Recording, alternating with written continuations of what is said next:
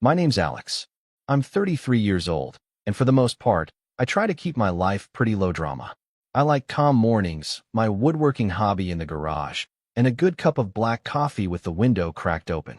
I live about an hour outside the city in a modest but well-kept home I bought 5 years ago after a particularly grueling contract I landed with a tech firm.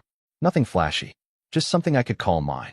Which is funny, now that I think about it, because apparently in my family, the word mine doesn't mean what I thought it did. Growing up, I was always the quiet one in the family. Not passive, just observant. My older brother, Darren, was the golden child.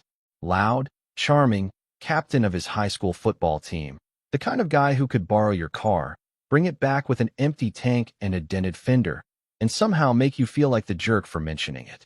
Our parents adored him. Mom would light up when he walked in the room. Dad, a stern but loyal man who believed in hard work above all else, would puff up with pride every time Darren told one of his exaggerated stories at family dinners. And me? I was the one clearing plates, refilling glasses, staying out of the spotlight. That's not to say I had a bad childhood. It just meant I learned early that peace came from not rocking the boat. I studied hard, kept to myself, and when I got a scholarship to college, I packed my bags and never really looked back. Darren, meanwhile, stayed close to home. Got into real estate, sort of. Technically, he flipped houses, but it was more like he conned people into investing in his projects, promised big returns, and when things fell through, he'd cry about bad luck and disappear until the heat cooled off. And yet, despite the repeated failures, our parents continued to bail him out. He's trying, Mom would say. He's just got a different path, Dad would add, conveniently forgetting that Darren's path had run through about a dozen investors' wallets. After Dad passed away 3 years ago, I thought maybe things would change. Maybe without Dad's blind loyalty, the scales would finally balance a little. But grief does strange things to families. Mom leaned even harder into defending Darren, and with Dad gone, Darren seemed to think he had inherited not just the house, but the authority, the unspoken family throne. I didn't argue. I just stayed out of it, sent flowers for birthdays, showed up for major holidays, and otherwise lived my own life. That is, until last fall. It started with a text message, just 3 lines, but the entitlement practically screamed through the screen. You owe it to the family to help. House needs renovating. $68,000. Tom, you stepped up like Dad did. I blinked at the number. $68,000. Not could you help, or would you be willing to chip in? Just you owe it. Like I was some sort of dormant ATM that finally needed to cough up my overdue fees. And what really got me was the way he worded it. Owe it to the family. As if I hadn't been paying for everything on my own since I was 19. As if I hadn't taken care of Mom's hospital bills when she slipped and fractured her hip last year without telling anyone. As if he had been the one working 60-hour weeks while I scrimped and saved and gave up every vacation for 5 years to get my house. I stared at the screen, trying to decide how to respond. My thumb hovered over the keyboard for a while before I finally replied. I'm not Dad. Simple. Clear. Not rude. Just a boundary. The response came an hour later, but instead of a text, it was a voice note. Darren's voice, cocky and just slightly slurred, the way it always sounded after a couple drinks. Then don't bother showing up for Thanksgiving. I sat there for a few seconds, listening to it again. And again, that smug tone, that casual threat. It wasn't the words that hit me hardest, it was the assumption behind them. That my presence at Thanksgiving was something I should beg for. That the holiday wasn't about family, but about his control over who counted as family.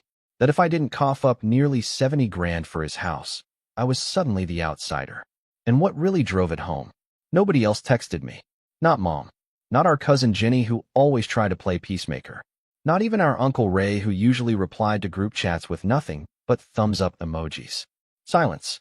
As if Darren had spoken for everyone. I didn't respond. I didn't argue. I just stayed quiet. Thanksgiving morning came, and I spent it in my own kitchen, cooking a small meal for one. Turkey breast, mashed potatoes, green beans. A pie I didn't even slice until the next day. There was a part of me that felt the familiar ache, missing the old holidays, the noise, the clatter of dishes, the cousins playing cards at the kitchen table. But a bigger part of me felt something else. Not sadness. Not exactly anger either. Clarity. And that clarity hit full force around 4 p.m. when I opened my phone and saw Darren's latest post. A glossy shot of him and Mom standing in front of his newly renovated house. He was holding a wine glass. She was mid-laugh, and the caption read, "Grateful for what matters most." I should have closed the app. Should have let it slide. But my eyes drifted to something in the photo. The deck. That deck. The one I built with Dad 12 years ago on one of the only weekends Darren actually showed up to help, and left halfway through because he had a thing. The one I had quietly purchased from Dad before he passed, when the property line was adjusted and the deck technically crossed into our adjacent land. Darren had wanted to bulldoze it last year for some hot tub plan that never materialized. I stopped him with paperwork. He'd been furious, and now he was posing on it, toasting from it. That's when the idea started forming. Quiet at first, just a whisper, but growing stronger. I clicked on the comment section and typed, "That deck you're standing on? I own it." And the lock's already changed. Then I closed the app, took a long sip of wine, and waited. And that's when everything started to unravel. I didn't expect the comment to do much. Maybe a snarky reply, maybe Darren would delete it out of embarrassment. But what I didn't account for, what I should have known, was that Darren didn't take embarrassment lightly. Not when it was public. Not when it came from me. And definitely not when it hinted that he didn't own every square inch of the castle he was trying to flex in front of. The first response came 5 minutes later. A reply to my comment. "Real classy, Alex. This is why no one wants you around."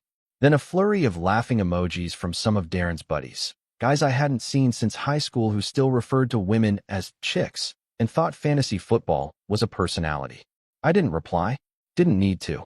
I just sat back and watched as my phone buzzed again. This time, a group chat I hadn't muted yet. Family Core, it was called. Darren had named it years ago. In it were Mom, me, Darren, and our 2 cousins, Jenny and Troy. "Darren, can we all just take a moment to appreciate how Alex decided to ruin a perfectly nice family post with his bitterness?" Jenny replied a few minutes later, cautious as ever. "I think it just caught people off guard, that's all." Darren, no one asked him to pay anything. I asked if he wanted to contribute, like Dad used to. Guess that was too much. I stared at the screen. That rewrite of history? That sly shift from "you owe it" to "do you want to?" Classic Darren. I didn't respond in the group chat either. Not yet. Instead, I spent the next few days in a weird headspace. Not angry exactly. Just tired. Tired of the script. Darren makes a mess. Everyone walks on eggshells. I'm told to be the bigger person. And somehow, I always end up swallowing the insult to keep the peace. But that peace was starting to feel more like rot. 2 days after Thanksgiving, I got a call from Mom. I almost didn't answer, but I figured maybe she wanted to talk things out. Maybe she'd seen through Darren's nonsense and wanted to make things right. Nope. She started in soft. Friendly, even. "Hi, sweetheart.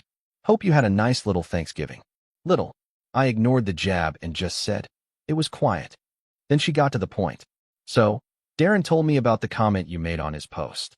I said nothing. "He's really hurt, Alex. You embarrassed him in front of everyone."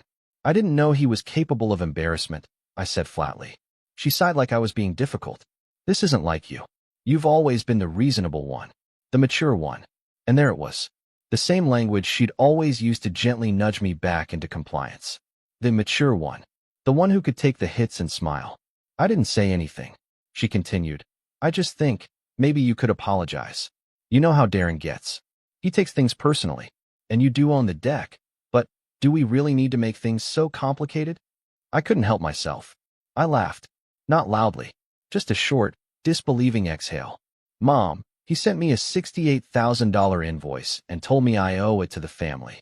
Then he told me not to show up for Thanksgiving. But I'm the one making things complicated." She went quiet for a moment, then said, "I know your father would have helped." And that's when something snapped. My voice dropped lower. Steadier. "Yeah? Well, Dad also wouldn't have sent an invoice. He wouldn't have blackmailed me with Thanksgiving. And he wouldn't have used the phrase, 'owe it to the family,' like it was a mafia movie. So don't bring him into this." Her voice turned sharp. "That's uncalled for." "No. What's uncalled for is pretending Darren didn't demand money and throw a tantrum when he didn't get it. What's uncalled for is you calling me to clean it up." Another long silence. Then, in a smaller voice, she said, "You know what? Maybe it's better if we all take some space." And she hung up. I sat there with the dial tone buzzing in my ear and thought, that was new. I'd expected guilt. Maybe even tears. But space? That was different. That felt deliberate. The following week, I didn't hear a word. No texts. No calls. I figured maybe things were cooling down. But then I got the envelope. No return address.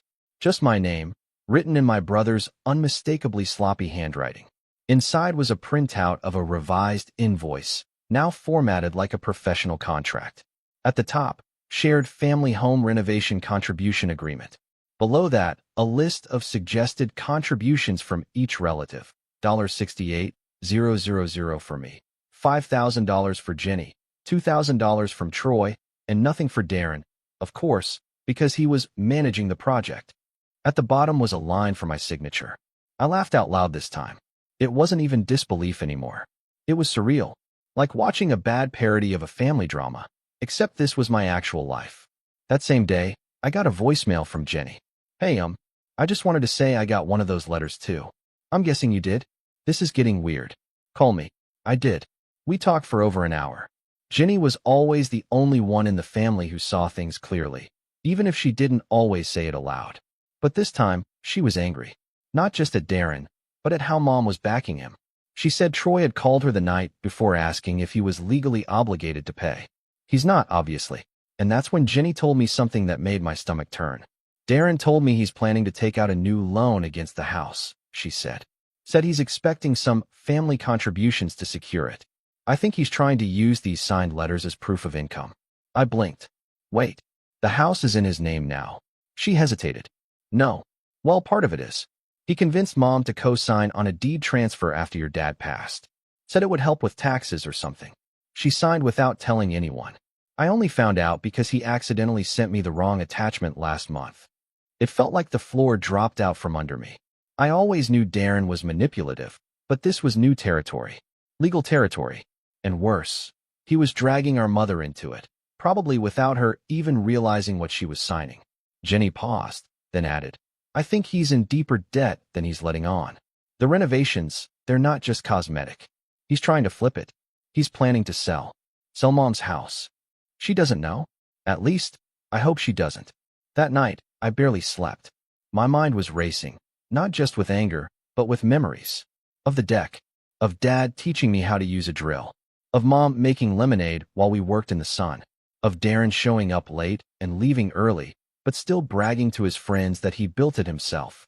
And now he wanted to sell it. Sell the memories. Sell the whole damn story and walk away richer, while everyone else paid the bill. The next morning, I woke up early. Made coffee. Pulled out the old file folder where I kept all the land documents Dad had passed on to me years ago. The deck, the land easement, the clause that protected my ownership of the outer lot. And I started to draft something, not just a letter. Something bigger. I wasn't going to shout. I wasn't going to argue in the group chat. But I was going to make it very clear that this little family narrative Darren had been scripting, it was about to hit a major rewrite. And that was before I found out what he did with Mom's signature the week before. I didn't find out right away. It took a week of silence before the next storm hit. But when it did, it came hard, and from someone I hadn't expected to turn on me. It was a Monday morning, and I was deep into a side project I'd been working on. A custom shelving unit for a friend's new photography studio. Wood shavings were everywhere, my hands were dusty, and I was finally starting to feel like myself again. Clear-headed, focused, away from the toxic drama. I hadn't checked my phone in hours, and when I did, I saw 6 missed calls from Mom. 2 from Darren, and 1 from a number I didn't recognize. The voicemail from Mom was sharp, unusually cold. I can't believe you try to sabotage your own family's financial future. Darren showed me the paperwork you sent him. He told me you threatened to take back part of the property? The part he's renovating? I raised you better than this, Alex. I stood there, frozen, holding my phone with one hand and a chisel with the other. Then came the second voicemail. Darren again. His voice was smug, triumphant. Guess Mom finally knows what kind of snake you are, huh? You want to play legal games? Fine. But just know, when she signs the quitclaim deed next week, you're out. For good. My heart sank. Quitclaim deed. It took me a second to process. But once it clicked, it all made sense. Darren had convinced Mom, somehow, to sign over her share of the house to him. No lawyers. No protections. Just a signature, and it'd be legally binding. I wouldn't have believed she'd do it, but then again, I didn't think she'd accuse me of sabotaging the family, either. I immediately called her back. She didn't answer. I texted, "Please don't sign anything. Can we talk first?" No reply. I called Jenny. She picked up right away. "Did you hear about the deed?" I asked. She sounded out of breath. "Yeah. I'm driving to Mom's now." "I don't think she gets it, Alex." He told her it was just a formality, that it'll help him refinance the renovation loan. She thinks she's just getting out of his way. I clenched my jaw. "He's not refinancing. He's selling." "I know," Jenny whispered. "But he's got her thinking you're out to ruin everything. That you're bitter. That you're weaponizing Dad's land easement." I sat down on the edge of the workbench, heart pounding. I wasn't even trying to do anything. I just told him the truth, that I owned the deck. "And I'm not signing that stupid agreement." Jenny sighed. "He's trying to isolate you. He's good at it." He was. And for the first time in years, I felt truly, painfully alone. That week was hell. I couldn't focus on work. Every email notification gave me anxiety. I kept imagining Darren parading through the house, telling contractors to gut the kitchen, rip up the floors, install marble countertops on land he didn't even fully own yet. I had this image stuck in my head of him tossing out old family photos like junk because they didn't match the new aesthetic. I tried one more time with Mom, drove to her place, flowers in hand, calm voice ready. She opened the door, arms crossed. "We don't need to do this right now, Alex." I kept my tone soft. "I just want to talk." She let me in, but barely looked at me. I sat at the dining table, the same one where Dad used to read the paper every Sunday, and tried to explain. "He's not keeping the house, Mom. He's flipping it. He's planning to use your signature to leverage ownership, and—" "He told me you'd say that," she interrupted. "That you'd twist everything." I blinked. "Twist? Mom, I'm showing you documents. I'm not twisting anything." Her voice hardened. "Darren's not perfect, but he's trying. He's been here. He's been involved. You haven't." That one hit harder than I expected. I stood up, fighting back the sting. "You're right. I haven't been here. I've been working. Quietly. Paying for things without being asked. Building a life without demanding applause. But maybe that's why no one ever noticed." She didn't respond. Just looked out the window. I left the flowers on the table and walked out. That was the lowest I've felt in a long time. Worse than when Dad passed. Worse than when I first found out Darren was scheming again. It wasn't just betrayal. It was being erased. Like everything I'd done quietly, patiently, responsibly. All of it was invisible. And suddenly, Darren's fantasy version of me was the truth everyone wanted to believe. That night, I shut off my phone. Didn't eat. Didn't sleep. Just sat in the dark, wondering how I'd become the villain in my own family. But something shifted the next morning. I woke up, showered, and pulled open the drawer where I kept all the old documents from Dad. There were letters in there. Receipts. Maps. Notes written in Dad's blocky, steady handwriting. One of them caught my eye. Just a short note on yellowing paper, folded in half. "To Alex, for when I'm not around to explain it myself." My hands trembled as I unfolded it. It was written years ago. Short and to the point. "I gave you the outer parcel and deck rights for a reason. Not just because you helped build it, but because I know you won't let it be exploited. I trust you to protect what matters. Not just the land, but the memory." That was it. That's all it took. I stared at the note for a long time, then got up and grabbed my laptop. I spent the next 2 days digging. Researching. Quietly, carefully. I called a property attorney I'd worked with on a small contract years ago. Explained the situation. Sent over the land easement and deck ownership paperwork. He called back the next morning. "Legally, he can't do anything to that section of land without your written consent. If he tries to include it in a sale, that's a misrepresentation. He'd be liable." "What if he already filed permits?" I asked. "Then we flag it. Challenge it. Force a halt." I exhaled slowly. "And the house deed? If she signs that quitclaim, she's transferring her ownership rights. He can do what he wants after that. But depending on how the deed is structured, we might be able to contest the valuation, especially if there's evidence she was misled." I thanked him and hung up. Then I got to work. I started drafting a formal cease and desist letter, not from me, but through the attorney. It would notify Darren and any future buyer that the deck and surrounding land were separate, not to be included in any title or renovation scope. I attached a copy of Dad's easement, the original parcel agreement, and the local zoning law that backed it up. Then I had the letter notarized, mailed, and emailed to Darren, the county property office, and the contractor he was working with. whose email I got from Jenny, who finally agreed to step out of the shadows. The contractor called me directly the next day. Hey, I just wanted to double check. Your name is on this easement? Yes. And you're not authorizing the deck to be altered, removed, or repurposed in any way? Nope. Long pause. Okay, that changes things. By the end of the week, Darren's contractor had backed out. Quietly. No social media post. No grand announcement. Just a one-line email to Darren saying they were withdrawing from the project due to unforeseen legal complications. And then the permit office contacted Darren. Apparently, someone had submitted a formal inquiry about a permit being issued on land that wasn't legally part of the main parcel. That triggered a review. A slow one. Bureaucracy at its finest. And suddenly, Darren's big renovation? Dead in the water. But the fall wasn't over yet. Because a few days later, Jenny sent me a screenshot. It was a Craigslist listing. No photo, just a vague description. Charming family home, recently updated, great neighborhood, perfect for first-time buyers. Asking price? A laughably high number. Seller? Darren's LLC. I scrolled down and saw something else. A line in the description that said, spacious backyard deck, perfect for hosting. I laughed, but not in a funny way, because Darren was still trying to sell my property. And now? Now it was time to rise. It's funny how once you stop asking for a seat at the table, you realize how much power you actually have when you start building your own. By the time I saw the Craigslist listing for Darren's recently updated family home, I wasn't even surprised. He had a pattern, and it was always the same. Inflate, spin, deny, and bail. But this time, I wasn't the one scrambling to keep the peace. I wasn't even mad. I was calculating, focused, and honestly, I was calmer than I'd been in weeks. The listing proved something important. Darren was in deeper than anyone realized. He was already trying to offload the house, probably to get ahead of whatever debt storm was brewing behind the scenes. And he still thought I'd stay quiet, that I'd roll over the way I always had. He didn't know I'd already lawyered up. The contractor dropping out had stalled his renovations. The permit freeze made selling tricky. But it wasn't enough. Darren was slippery. He could still spin it. He could still find some buyer desperate enough to ignore the red flags, especially if the listing didn't mention the pending legal disputes. So I had to be smarter, sharper. I had to set a trap, one he'd walk into willingly.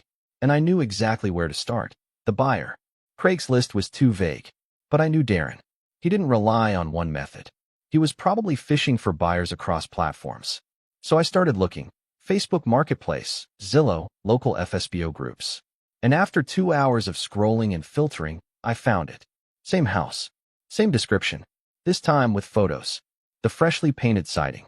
The backyard, angled just right to crop out the deck. A few blurry photos of the interior that still looked half-gutted. And under agent contact, there it was, Darren J. King, Family Real Estate Group, LLC. A name he'd made up. No license. No real group. Just him and an email address I recognized from when he borrowed my Netflix login 3 years ago and never gave it back. Perfect. I created a throwaway email using a generic-sounding name and wrote, "Hi, I'm interested in the property you've listed. Saw it on Facebook. Looks great. Would love to schedule a walkthrough and learn more about the renovations." He replied within 10 minutes. Typical Darren. "Hey, thanks for the message. The house is still available. Schedule's open this weekend if you want a tour. It's a hot listing though, so serious buyers only. I've had a lot of interest." I responded as Sam, an out-of-town investor looking for a long-term rental opportunity. Darren loved investors. Investors meant fast money, no fuss, no inspections. Exactly the kind of target he could overpromise to and hope they didn't dig too deep. We scheduled a walkthrough for Saturday at 11 a.m. Now I needed someone to play Sam. I thought about hiring someone, but that came with risks. Instead, I called in a favor from someone who owed me. Greg Wallace. Greg was a former coworker, now working in property compliance. We'd worked on a nightmare contract together years ago, and I'd covered for him when a client tried to pin a blown deadline on his department. He never forgot that. "Let me get this straight," Greg said after I laid it all out. "You want me to pretend to be a buyer, walk through your brother's half-renovated house, and ask a bunch of annoying legal questions?" "Basically," I said, but casually, like you're just a smart investor. He laughed. "Alex, this is petty. I love it. I'm in. We rehearsed a little. I sent Greg the deck documents, the zoning maps, and even printed him a fake buyer's worksheet to carry. All he had to do was play the part, ask specific questions, push Darren to admit, on record, that he owned the deck, or worse, that the renovations included property he didn't have rights to. Saturday morning, I parked 2 blocks away. Greg had a mic in his shirt collar. I had my laptop open in my car, audio streaming live to my headphones. At 11:03 a.m., Greg knocked on the door. Darren answered with his usual fake charm tone. "Hey, you must be Sam. Come on in, man. Let me show you around." The first few minutes were small talk. Darren bragging about the appliances, none of which were installed yet. Then the tour shifted to the backyard. "Greg, nice deck. Is that included in the parcel?" Darren, "Yep. Fully part of the property. Just needs a little staining." Greg, "Wasn't sure. County records show a separate parcel line." Darren paused. "Oh, yeah. Well, that's just a technicality. My family owns the land. It's all in the family. No one's going to fight over it." Greg, "Got it. So if I included the deck in a financing appraisal, that's fine?" Darren, with just a hint of hesitation, "Yeah, totally. I mean, it's part of the living space, you know." Boom. A lie. On record. Misrepresenting property ownership to a prospective buyer. Enough for a formal complaint to the state licensing board. Even if he wasn't licensed, the act of posing as one while giving false information was serious. Greg wrapped up the visit with a few more probing questions, thanked Darren, and left. I submitted the audio file to my attorney that afternoon. He grinned when he heard it. "Want to make things really fun?" he asked. "Always. We send this to the listing platforms with a legal notice of misrepresentation. They'll yank the listing. Then we file a complaint with the zoning office for attempted inclusion of protected land in a sale. After that, we contact the buyer's agent boards, even if he's not licensed. There's enough here to rattle him." I nodded. "And the deed?" "Mom's part. We're getting there. But this pressure will make him sloppy. That's what we want." He was right. Because by Tuesday, the listing disappeared from both Facebook and Zillow. A small win, but enough to rattle Darren. At 6:21 p.m., he called me. I didn't answer. He left a voicemail, his voice tense. "I don't know what you think you're doing, but this is my house. You've made your point. Just stop, before things get worse." I sent the voicemail to the attorney. Then I made my next move. Jenny had been on the fence about getting involved directly. She hated conflict. But now that she saw how deep Darren was digging, she agreed to help. Quietly, she went to visit Mom again, this time with paperwork in hand. She didn't argue. She didn't accuse. She just explained. Explained that Darren had lied about refinancing. Explained that he listed the home for sale before the deed was transferred. Explained that if she signed over her share, Darren could sell the house out from under her. It wasn't easy. Mom still saw the world through Darren-colored glasses. But by the end of the conversation, she agreed to pause the transfer. Jenny told her she needed more time to understand the legal side. That pause was all I needed. Because what Darren didn't know was that I had already filed a notice of intent to enforce easement rights with the county office. Which meant that if he did try to relist the property again without removing the deck and redrawing the boundary lines, it would be flagged instantly. He was boxed in. Couldn't finish renovations. Couldn't list. Couldn't refinance. Couldn't sell. And most importantly, he couldn't guilt-trip Mom into signing away her rights anymore, because now she had a lawyer. A good one. Courtesy of Jenny and me. Darren tried once more. An email. Rambling. Half threats, half desperate pleas. Accused me of ruining the family. Said Dad would be ashamed. Said I was tearing everything apart for some stupid patio. I didn't reply, because this wasn't about a patio. It was about principle. And now the trap was set. He had one card left to play, and I wanted him to play it. Because the next move? That was mine. Darren didn't go quiet. He never does. But for the first time in his life, he was cornered, and it showed. A week after the listings came down and his contractor cut ties, I got another message. This one was civil, almost rehearsed. "Let's talk. For real this time. No games. Just two brothers figuring this out." I didn't respond, because there was nothing left to figure out. He just didn't know it yet. Behind the scenes, everything was already in motion. The notice of easement enforcement had forced the permit office to halt all pending applications involving the deck and the adjacent land. Even if Darren had tried to bribe his way through, The zoning officer overseeing the district was meticulous and by the book. More importantly, my attorney had filed a lease pendens, a formal notice of a legal dispute involving the property, which effectively poisoned any attempt to sell it. That legal filing showed up on every property title search. It meant no bank would underwrite a mortgage for it. No appraiser would touch it. Even if Darren found a miracle buyer, no title company would approve a clean sale. The house was radioactive. But that wasn't the revenge. That was the setup for it. The real strike came when Darren made his final, desperate move. See, my lawyer had predicted it. Darren, being Darren, would try to offload the house as is in a private, under-the-table sale. No permits. No title insurance. Just a quick cash deal to someone willing to gamble. And we were right. Jenny called me in a panic one afternoon. He posted it again, on OfferUp this time. Different language. Says it's an off-market opportunity for investors with vision. Says the deck's being gifted with the property. I checked the listing. Sure enough, same house. New phrasing. No mention of the legal flag. Just bold promises and blurry pictures. That was all I needed. We called the buyer. Well, Greg called them. Remember Greg? My friend from compliance who played the fake investor during the walkthrough? Yeah. He called the listed number pretending to be a fellow investor curious about the deal. Said he'd heard about the property and wanted to confirm the parcel boundaries. The buyer, some guy named Nick from out of town, admitted he hadn't done a title search yet, but had already given Darren a small deposit to lock it in. Greg pushed just enough. You sure that deck comes with the house? Because county records show a separate parcel. Nick got nervous. He told me it's all part of the sale. Greg replied, might want to double check that. There's a lease pendens on the property. You didn't see that. Silence. Then Greg, with expert timing, sent him the public document, my filing, and the easement paperwork. And just like that, Nick ghosted Darren. No sale. No cash. No way forward. 2 days later, I got another call from Mom.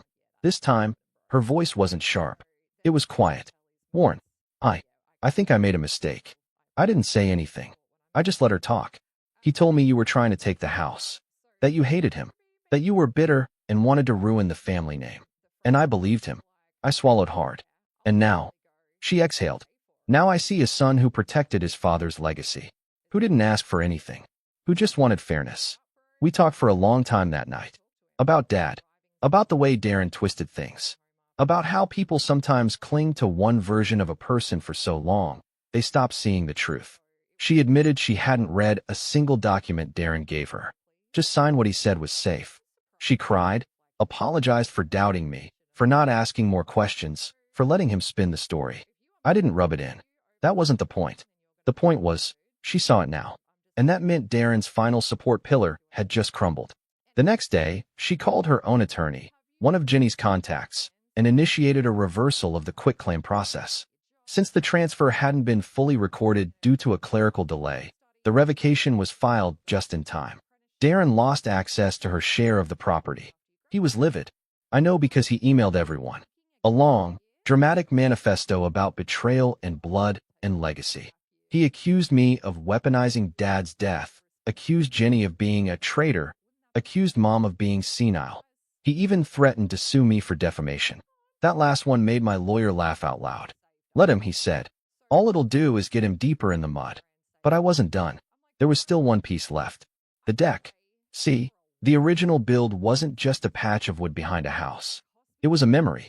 One of the only weekends Dad, Darren, and I had spent working side by side. But Darren had tried to demolish it. Sell it. Claim it. Lie about it. So I reclaimed it. Literally. I paid a local contractor to come out and install a fence around the deck, just tall enough to make a point. On the gate, I mounted a small plaque. Private property. Access restricted. The fence didn't block the rest of the yard. Didn't encroach on Darren's section. But it sent a message. It said, this is mine. And you don't get to use it anymore. Neighbors noticed. One even commented, looks like the deck's under new management. I just smiled. A month later, Darren's renovation dream was dead. The house sat half-gutted. No buyers. No money. No permits. No contractor. No mother on his side. No sister to vouch for him. And the bank? Well, turns out Darren had taken out a short-term personal loan for the initial work, probably planning to repay it after the sale. But with the house unsellable and the equity split frozen, he defaulted. They put a lien on the house. Within 3 months, the property was listed again, this time by the bank. Foreclosure. And that was the final blow. Not because he lost the house, but because he lost the story. Darren always needed the story.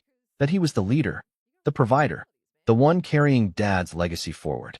But in the end, all he carried was debt and empty promises. I drove by once after the bank repossessed it. The place looked haunted. Boarded windows. Overgrown lawn. The deck still standing, untouched, just behind the fence. A week later, the fence came down. Not because I gave up, but because I didn't need it anymore. The point had been made. The legacy had been protected. And the memory? It was safe, where it always belonged. With me. I left a final note on the kitchen counter the day they started auctioning off the interior fixtures. Just a simple one. You always said I never stepped up. Turns out I did. You just never noticed. Darren didn't attend the auction. Mom came by the following weekend. We sat on the deck, coffee in hand, watching the sun set behind the trees the same way we used to with Dad. She was quieter now, humbler, but there was a peace in her eyes I hadn't seen in years. I'm proud of you, she said. I didn't need to hear it, but it still meant everything. That night, I stood alone on the deck and looked out across the yard, now stripped of illusions and schemes. Just quiet grass, fading light, and the echo of a battle I hadn't wanted, but refused to lose. Because sometimes, standing your ground doesn't look like shouting or slamming doors. Sometimes, it looks like a fence. Sometimes, it looks like silence. And sometimes, it looks like winning. He tried to inherit the legacy, but I built it, board by board. And I never let go.